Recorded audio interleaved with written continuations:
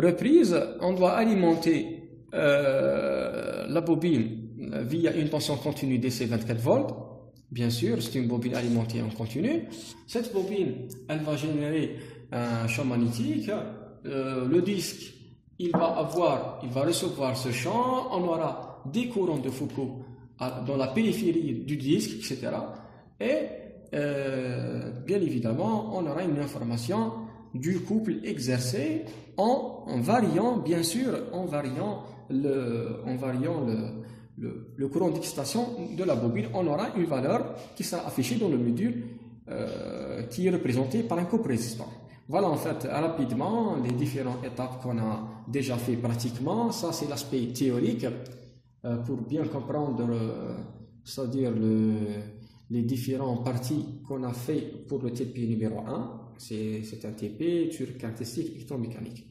Bon, étape numéro 2, on va voir le TP numéro 2, c'est le schéma juste au-dessus, schéma équivalent de la machine asynchrone triphasique. Qu'est-ce qu'on entend par ça? Un schéma équivalent, c'est comme si on doit représenter électriquement notre machine qui est à la base une partie mécanique et une partie électrique. Bon, nous avons déjà eu comme information le transformateur qui est constitué d'un primaire et d'un secondaire. Il ressemble d'une grande façon par rapport à la machine asynchrone. C'est pour cette raison on a fait une petite analogie. Le primaire, on peut le considérer comme stator, le secondaire, on peut le considérer comme rotor. Mais la seule différence, c'est que le transformateur, il est statique au niveau du secondaire et la machine asynchrone, elle est rotative au niveau du secondaire. Bon, rapidement, c'est ça le schéma électrique. Nous avons toujours un entre-fer. Ça, c'est une force électromotrice E1 du rotor. Ça, c'est une force électromotrice E2 au niveau du stator. Ça, c'est l'alimentation du primaire, c'est le stator. Et ça, c'est un court-circuit, en fait, au niveau du rotor qu'on a déjà vu dans les vidéos précédentes. Par exemple, dans la dernière partie qu'on a vu, les différents couplages, on a dit qu'on doit court-circuiter le rotor. Voilà, ici, il est court-circuité. Voilà. Rapidement, le V1, c'est une tension. On a dit le 1, c'est un symbole du primaire. Et ça veut dire c'est le stator. Le 2, tout ce qui est 2, c'est le rotor, c'est le secondaire. Voilà. Le V1, la tension de départ d'alimentation, la résistance au niveau du stator, l'inductance au niveau du stator, la partie magnétisante, elle est constituée d'une résistance, c'est-à-dire résistance des paires de fer, et l'inductance magnétisante.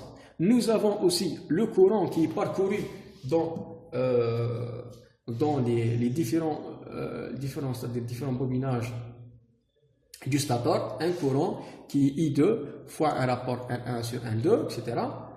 La partie, voilà, la force électromotrice E1, le J-N1 fois le flux fois oméga S.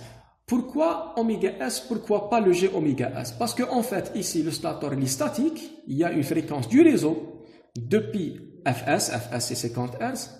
Ici, nous avons 314, et ici, on a ajouté le glissement, parce qu'en fait, il y a une rotation. Pour le cas d'un transformateur, il n'y a pas de rotation, c'est-à-dire on ne doit pas mettre le glissement. Le secondaire, il est fixe, il est statique, il ne tourne pas. Voilà, c'est pour cette raison on a mis en vert ici. Ça, c'est le stator et ça, c'est le rotor. Sachant qu'une information assez importante, il y a peut-être des chercheurs, il y a des étudiants qui ont une contradiction, une confusion. Ils disent que le rotor il est couplé avec le stator. Non, le rotor il est indépendamment par rapport au stator. Il y a un vide, il y a un entre-fer. C'est-à-dire le transfert d'énergie électromagnétique, il se fait naturellement sans liaison. C'est le cas du transformateur. C'est pour cette raison on a fait l'analogie avec le transformateur. Voilà. Ici, on parle du côté fréquence-vitesse. Fréquence électrique ou bien vitesse de rotation, c'est la même chose. Le transformateur, au niveau du primaire, si on a 50 Hz du réseau, par exemple sur le gaz, F1 au niveau du primaire, au niveau du secondaire, on aura la même fréquence, sachant qu'on peut varier la tension ou le courant, à savoir abaisseur ou élévateur. Mais pour la machine asynchrone, ce n'est pas le cas. La machine asynchrone au niveau du stator, c'est l'alimentation du réseau 50 Hz. Par contre, au niveau du secondaire, qui est le rotor 2, F2 c'est le rotor, c'est le secondaire, c'est oméga 2 moins oméga 1. Bon, généralement, lorsqu'elle soit 0 Hz, c'est-à-dire on est proche du synchronisme, c'est-à-dire on est dans le régime à vide dont on a déjà expliqué dans la partie précédente. Voilà, c'est pour cette raison, on a dit la machine asynchrone se comporte comme un transformateur. Donc, le stator, il est équivalent au primaire, le rotor est équivalent au secondaire. Ce n'est pas une égalité, parce que l'égalité, il n'y a pas une égalité, il y a une analogie. Parce que le rotor tourne, ici le secondaire transformateur ne tourne pas. Il y a quand même une différence de mouvement. Dans la dernière partie du tableau, on discutera sur le schéma qui sera simplifié. Bon, la simplification, elle sera faite via c'est qu'on doit ramener le rotor vers le stator. Comme le schéma, ce schéma-là, c'est-à-dire on n'aura pas en fait ici une force électromotrice du rotor. Elle sera comme si on va faire fusionner le rotor dans le stator. Il y a un rapport de transformation N2 sur N1, sachant que la branche magnétisante, elle reste la même. Et cette partie-là, c'est une partie qui est à l'origine du rotor, mais elle est ramenée N2 sur N1. Ces paramètres-là, ils ne sont pas ramenés parce qu'ils ne sont pas multipliés par le rapport N2 sur N1, sachant que le N2 et le N1, c'est le nombre de spires. Le nombre de spires du rotor et du stator. N2, c'est le rotor, N1, c'est le stator. On a ramené du 2 vers N1, c'est pour cette raison on a dit N2 sur N1. L'inverse, on va inverser les choses. Voilà. La seule chose importante qu'on doit avoir dans notre tête, c'est que la résistance au niveau du secondaire, c'est-à-dire le rotor, elle est divisée par un glissement. C'est une information que vous deviez retenir dans la tête, parce que ce glissement-là, une fois il est proche de 0, il devient un circuit ouvert à l'infini, et une fois il est bloqué, c'est-à-dire le rotor il est bloqué, ce glissement-là, il est proche de 1. Voilà, c'est deux cas. On commence par le cas numéro 1, et c'est à vide, dont le glissement G, il est proche de 0. Sachant que le glissement G, c'est le rapport NS, ou bien on peut mettre ça, NS moins N sur NS. Ou bien oméga S, c'est la même chose, oméga S moins oméga sur oméga S. C'est la même chose. Voilà, NS, c'est 1500 tours par minute pour un moteur qui a deux paires de pôles, c'est-à-dire 4 pôles. Ça peut être NS égale 3000 pour le cas d'un moteur qui a une paire de pôles, qui a en fait 2 pôles. Et ça va être 750 pour un moteur qui a 6 pôles, ça veut dire 3 paires de pôles. Voilà, c'est un petit rappel, la relation entre paire de pôles et vitesse synchronisme.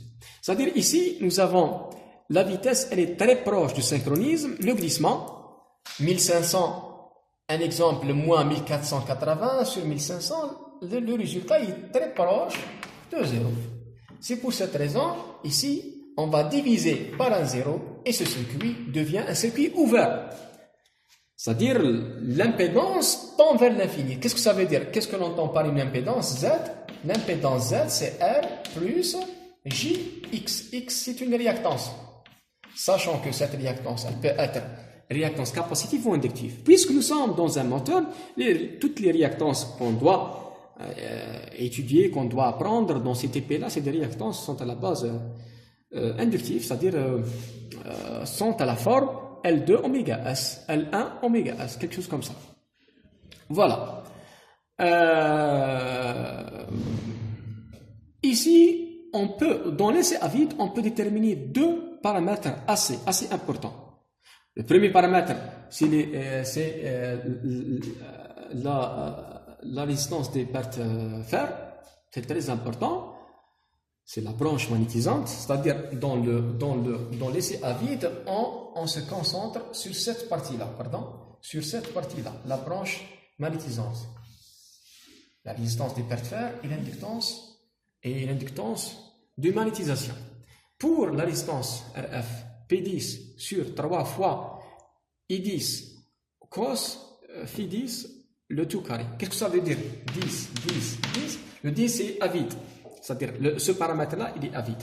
Sachant que tous les paramètres à vide sont des paramètres très très petits. Pourquoi? Parce qu'il n'y a pas un appel de courant. Le courant est très faible. Il n'y a pas une charge. À vide, ça veut dire l'arbre de la machine, il n'est pas couplé en fait. Il n'est pas couplé à une charge. Il tourne à vide.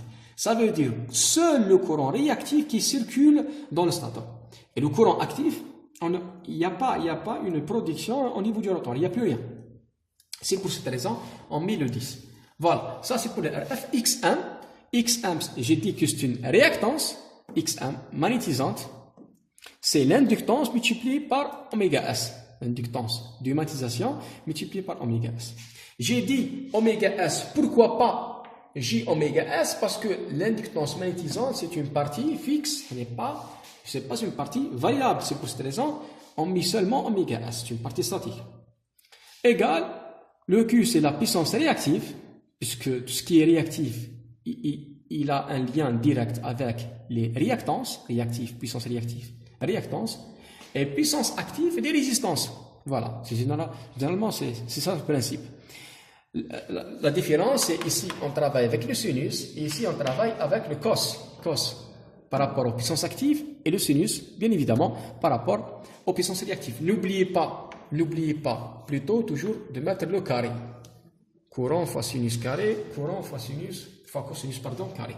Le Q, on peut l'extraire comme ça de cette équation. Cette équation, elle est déjà identifiée dans la brochure dont je vous ai déjà donné. Vous pouvez avoir mon mail dans le lien juste au-dessous de la vidéo sur chaîne YouTube. Vous pouvez extraire l'email, vous pouvez demander la brochure de ce TP-là avec les équations, avec tous les détails, tous les tableaux, etc. Ici, rapidement, la puissance réactive 10 est égale à la racine. La partie 1, c'est une partie puissance apparente. Voilà, I10 fois V10, le tout carré, moins le P10 carré. C'est très important, une information que j'ai déjà oubliée, je viens de rafraîchir la mémoire, c'est que on travaille toujours avec des tensions simples V1, pas tension composée. Une tension simple. Pourquoi une tension? Parce que ça, c'est un schéma équivalent d'une seule phase. Ça veut dire les puissances extraites, c'est des puissances en fait à l'origine d'une seule phase. Ça, c'est important du point de vue mathématique, plus tard lorsque vous développez les allures, etc. Voilà. Essai numéro 2, essai à rotor bloqué. Le rotor bloqué, on va utiliser un dispositif de blocage. Ce dispositif nous permet de bloquer le rotor. Ça veut dire on doit augmenter une tension V1, mais pas la tension nominale. C'est seulement 10% de la tension nominale. Pourquoi? Parce que si on bloque le rotor, c'est-à-dire au niveau du rotor, il n'y a pas de rotation, il y a un blocage, il y a un dispositif de blocage. Si on augmente la tension, c'est-à-dire à une valeur énorme, qui est proche du nominal, on aura un courant énorme. Et comme il n'y a pas une rotation, il n'y a pas une énergie qui sera transformée de l'électrique vers mécanique, on va en quelque sorte, on va faire détruire notre machine au niveau du stateur. C'est pour cette raison, on va réduire la tension d'onde V1.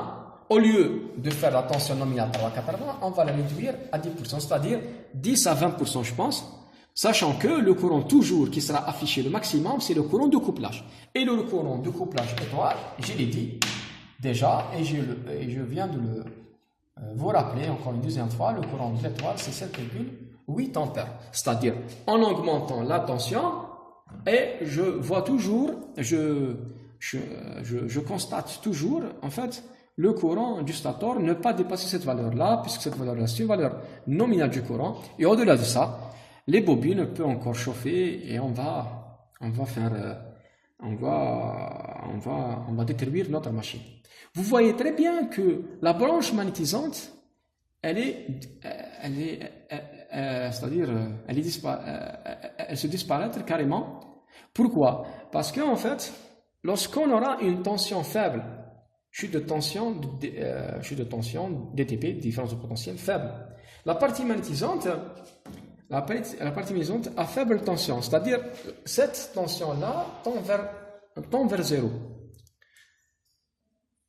Et on aura seulement la partie du niveau, c'est-à-dire au niveau du rotor, inductance rotorique et la résistance rotorique.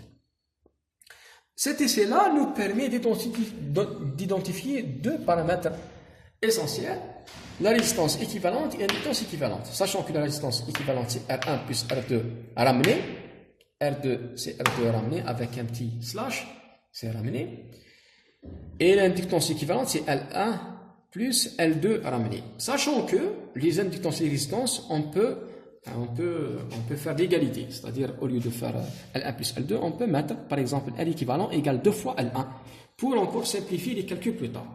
Voilà, juste, on vient de finir la partie 1 du TP numéro 2. Il nous reste quelques schémas. On va les expliquer rapidement afin de comprendre c'est-à-dire les allures, et afin de comprendre plus tard lorsque vous faites la partie pratique ensemble. Voilà.